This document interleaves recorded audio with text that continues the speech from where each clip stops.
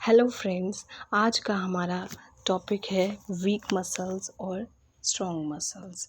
अब week muscles के कारण क्या क्या बीमारियां हो सकती हैं और स्ट्रॉन्ग मसल्स के लिए क्या क्या करना चाहिए, स्ट्रॉन्ग मसल्स कैसे पाएँ, ये टॉपिक है हमारा। वीक मसल से हमें बीमारियों का खतरा बढ़ जाता है। मसल्स हमारी किस तरह हमारी बॉडी में फंक्शन करते हैं, मसल्स की इम्पोर्टेंस क्या है। जो सबसे बड़े फंक्शन हैं वो है प्रोड्यूस मूवमेंट। हम मूवमेंट कर पाते हैं, हमारी मसल्स और नर्व्स स्ट्रॉन्ग होती हैं तो हीट प्रोडक्शन होती है, मेंटेन पॉस्चर। हम अच्छे से पॉस्चर, हेल्दी इंसान का पॉस्चर अलग होता है और वीक इंसान का पॉस्चर अलग होता है। Functions of muscle protect your body, they cover most of your skeleton। Muscles हमारी बॉडी को प्रोटेक्ट करके रखती है, बचा के रखती है, एक कवच का काम करती है। Muscle also cover most of organs inside your body. हमारे शरीर के अंदर बहुत नाजुक अंग होते हैं जिनको बॉडी ऑर्गन्स होते हैं जिनको मसल्स प्रोटेक्ट करती है। मसल्स एक लेयर की तरह काम करती है, एक परत सी बन जाती है हमारे एब्डोमेन पर, हमारे चेस्ट, छाती, बैक पे, हर इंटरनल ऑर्गन्स के ऊपर। अब सबसे पहला जो है, अगर मसल्स नहीं काम करती हैं अपने ठीक तरह से, ये वीक होती हैं तो एनीमिया हो जाता है, भूख ना लगना और खून की कमी। एनीमिया मतलब खून की कमी हो जाती है। दूसरा है एडसन डिजीज़। एडसन डिजीज़ एक ऑटो इम्यून इन्फ्लेमेशन है एड्रेनल ग्लैंड का, जिसमें धीरे धीरे डिस्ट्रक्शन मीन्स ख़त्म होना कोई चीज़ धीरे धीरे, तो inability to make sufficient amount of adrenal hormones. तो एडिसन डिजीज़ के अंदर sufficient amount of adrenal hormone, मतलब जो हार्मोन्स होते हैं हमारी बॉडी में वो नहीं बन पाते, तो उसकी वजह से बीमारी पैदा होना शुरू हो जाती है। उसी को एडिसन डिजीज़ कहते हैं, जब हमारे शरीर के अंदर एड्रेनल ग्लैंड ख़त्म होना शुरू हो जाता है। और एड्रेनल ग्लैंड बहुत से जो एड्रेनल हार्मोन्स हैं वो प्रोड्यूस नहीं करते। अब एड्रेनल ग्लैंड किडनी के ऊपर होता है, एक छोटा सा ऊपर कैप की शेप में होता है। अब एडिसन डिजीज़ होने की वजह मीन्स उसके सिम्टम्स क्या हैं, कैसे पता लगता है इस इंसान को एडिसन डिजीज़ हो गया है। वो थकेगा ज़्यादा, फटीग, वीकनेस, उसमें वीकनेस होगी और कुछ उसे वॉमिटिंग वगैरह मन करेगा, मतलब वो ठीक नहीं होगा। जैसे वेट लॉस उसका होगा, हाइपोटेंशन होगी, वो बहुत ही ज़्यादा पतला हो सकता है।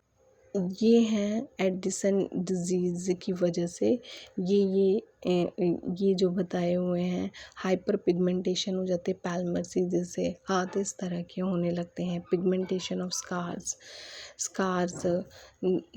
स्कार्स होने लगते हैं बॉडी के ऊपर, हाइपोर पिगमेंटेशन जैसे टीथ के ऊपर ऐसे पिक में दिखाया हुआ इस तरह से होने लगते हैं। तो ये सब जो पिक्चर दिखाई गई हैं हैंड्स की और इन चीज़ों की, ये हमारे अपीयरेंस जो दिखाई देते हैं, एडिसन डिजीज़ किसी को हो जाती है मसल वीकनेस के कारण। अगर मसल्स कमज़ोर होती हैं तो उसकी वजह से एडिसन डिजीज़ होती है। तो इन ऐसे चेंजेस बॉडी में होने से हमें पता लग जाता है कि इस इंसान को एडिसन डिजीज़ हो सकता है। ये है एडिसन डिजीज़। ये ऊपर किडनी के ऊपर जो कैप सी बनी हुई है, ये है एड्रेनल ग्लैंड। ये ठीक से काम नहीं करता, हार्मोन्स नहीं बनाता। तीसरा है, अगर मसल वीकनेस हो गई तो स्लीप डिसऑर्डर्स हो जाते हैं। स्लीप डिसऑर्डर्स हो जाता है इंसोम्निया, मतलब ये एक टर्म है जब आपको ठीक से नींद नहीं आती। अब जब नींद नहीं आती तो क्या क्या होता है, difficulty falling asleep and staying asleep, जागे रहना, सोना नहीं, थकान हो जाना, एग्जॉशन फटीग हो जाना, फिर स्ट्रेस हो जाना, पूरी नींद पूरी ना होने की वजह से, डाइजेस्टिव डिस्ट्रेस, कभी कभी पेट खराब हो जाना, टेंशन और सर दर्द की वजह से नींद नहीं आती, ये इनके सिम्टम्स, ये लक्षण है जब नींद नहीं आती तो हम मतलब फोकस नहीं कर पाते किसी चीज़ पे, स्टडी में या काम में मन ना लगना, डिजीनेस, इरिटेबिलिटी, चिड़चिड़ापन, ये सब चीज़ें अगर आपको नींद पूरी नहीं होती तो ये सब चीज़ें आप के अंदर पाई जा सकते हैं। एक बताई थी खून की कमी, वो भी मसल वीकनेस की वजह से आ जाती है। जब हमारे अंदर आयरन की कमी हो जाती है, B12, इस तरह विटामिन्स की कमी हो जाती है, किसी कारण से ब्लड लॉस, ब्लड लॉस हो जाता है, रेड ब्लड सेल्स बनते नहीं हैं या बन रहे हैं तो उनकी डिस्ट्रक्शन हो रही है, तो ये सब चीज़ों की वजह से खून की कमी आ जाती है। एनीमिया के सिम्टम्स क्या हैं, उसके लक्षण क्या हैं?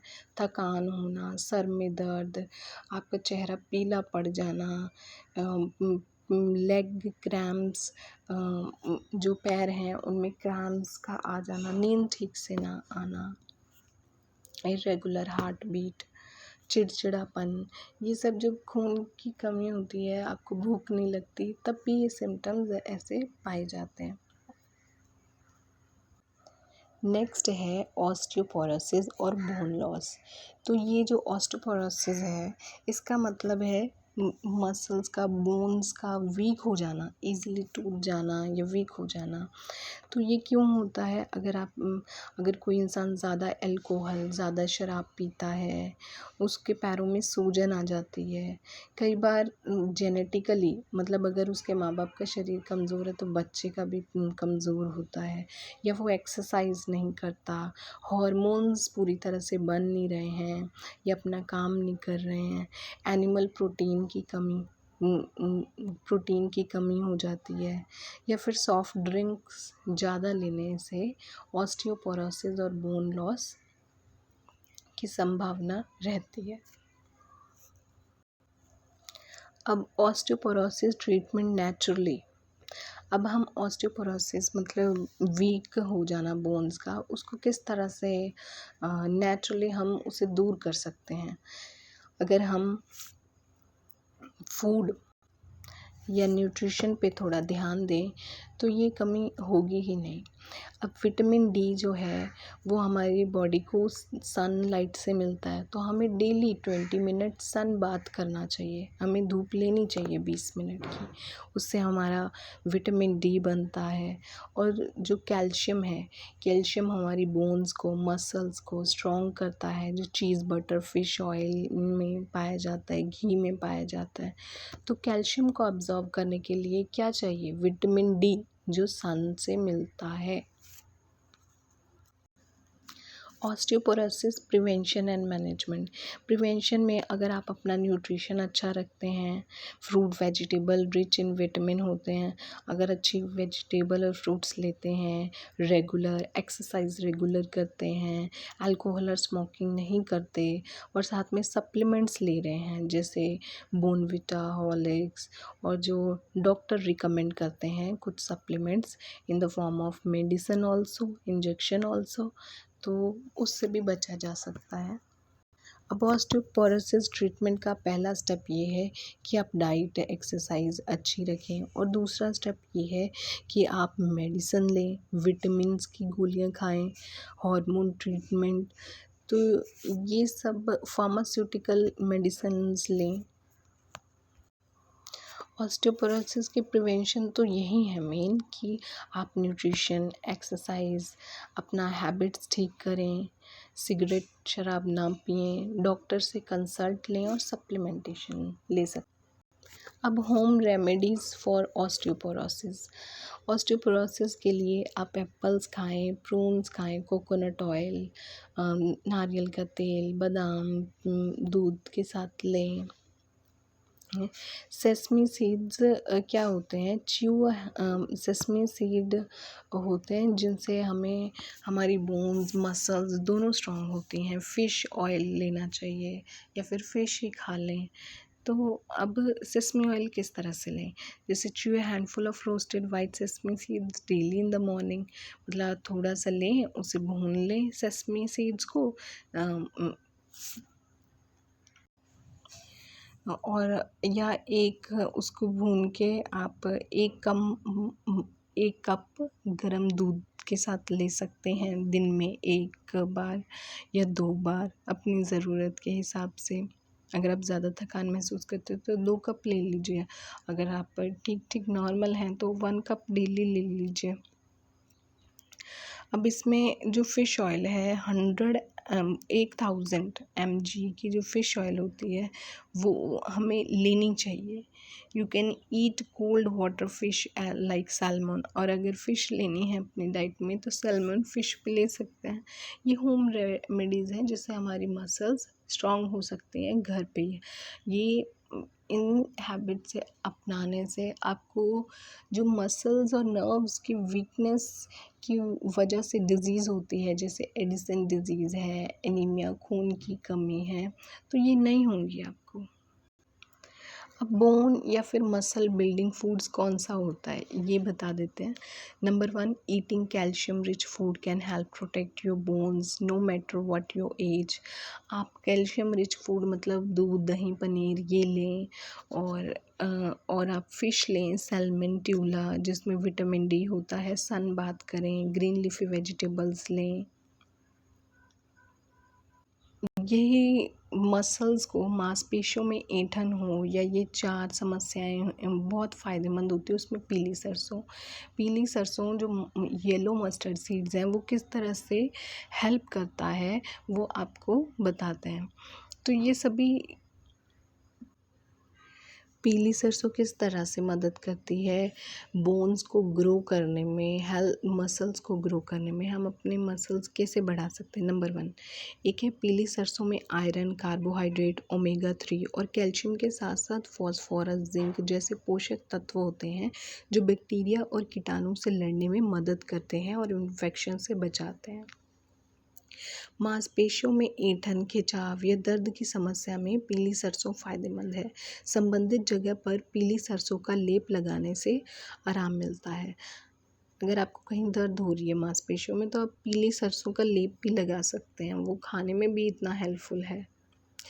पीली सरसों के सेवन करने से 8 सलाइवा 8 गुना तक बढ़ जाता है, जिससे पाचन बेहतर होता है और मेटाबॉलिज्म और बढ़ता है। ये पाचन शक्ति में सुधार करने के लिए बढ़िया है। अब यह शरीर की इम्यूनिटी बढ़ाकर इन्फेक्शन के खतरे को कम करती है। इसके अलावा यह एंटी फंगल और एंटीसेप्टिक की तरह भी काम करती है। अब आप देख लो पीली सरसों किस तरह की है। 5th है, ब्लड प्रेशर को सामान्य रखने के लिए भी पीली सरसों बहुत फ़ायदेमंद है, लेकिन इसके सेवन से पहले डॉक्टर से ब्लड प्रेशर चेक कराएं, उनकी सलाह ज़रूर लें। कितने फ़ायदे हैं पीली सरसों के। Thanks for watching and stay safe. Please like, subscribe, comment below and share. Please share करें, लाइक करें, सब्सक्राइब करें मेरे चैनल को।